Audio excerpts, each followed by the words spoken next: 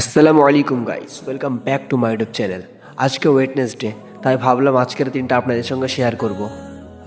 বেশি না দেরি করে চলো আজকের ব্লগটা শুরু করা যাক। Let's go. প্রথমে আমি আর আমার একটি বন্ধু বাইক নিয়ে বেরিয়ে পড়লাম। কে কে এই স্কুলে পড়াশোনা করেছো কমেন্ট করে বলবে।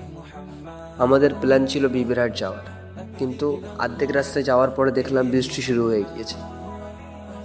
তখন ভাবলাম ডেস্টিনেশনটা চেঞ্জ করি, বাটানগরের দিকে যাওয়া যাক।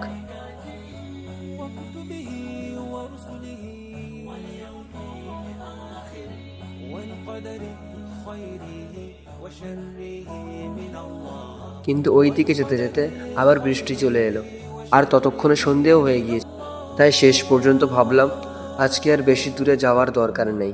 রাস্তায় এক জায়গায় দাঁড়িয়ে চা খেলাম, কিন্তু সেই চায়ের ভিডিও করতে ভুলে গেলাম। তারপর বাড়ি ফিরে এলাম, ভাবলাম বাস আজকের ব্লগটা এখানেই শেষ। কিন্তু বাড়ি আসার কিছুক্ষণ পর আমার আরেকজন ফ্রেন্ড কল করলো, বলল জুডিও যা। আর কিছুক্ষণ পর এরা আমাকে নিতে আমাদের বাড়ির সামনে চলে এলো। তারপর আবার বেরিয়ে পড়লাম। মানে কিছুক্ষণ আগেই ভাবছিলাম আজ আর কোথাও যাব না, আর এখন আবার নতুন একটা প্ল্যান হয়ে গেল। তারপর আমরা জুডিওতে গেলাম, ওখানে একটু ঘুরলাম, কিছু জিনিস দেখলাম।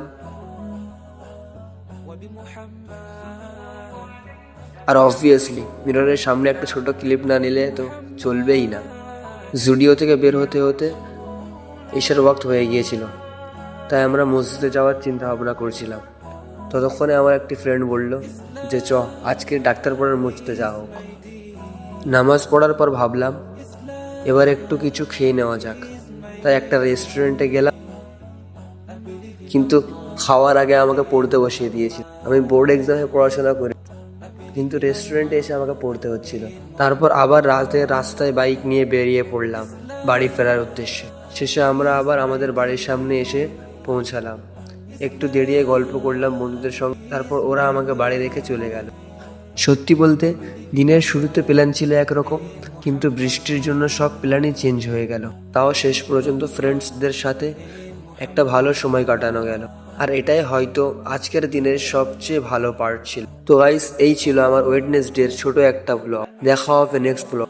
আর হ্যাঁ, লাইক কমেন্ট শেয়ার সাবস্ক্রাইব করতে একদম ভুলবেন না। টেক কেয়ার, টাটা অ্যান্ড আল্লাহ হাফিজ।